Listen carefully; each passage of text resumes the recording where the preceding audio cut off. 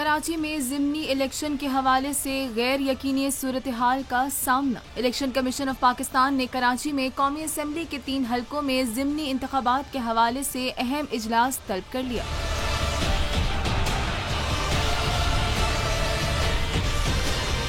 कराची में 25 सितंबर को पोलिंग होगी या नहीं, इलेक्शन कमीशन अभी तक किसी नतीजे तक नहीं पहुंच सका। जराये का कहना है कि कराची में ज़िमनी इंतखाबात के मामले पर इलेक्शन कमीशन कल दोबारा बैठक लगाएगा।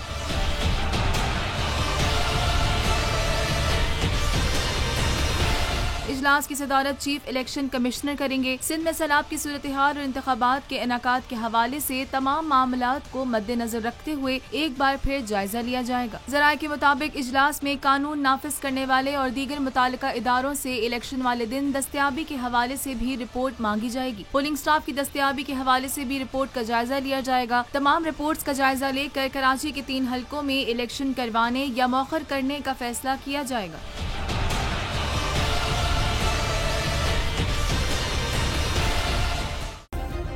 सब्सक्राइब करें और बेल दबाएं ताकि कोई खबर रह न जाए।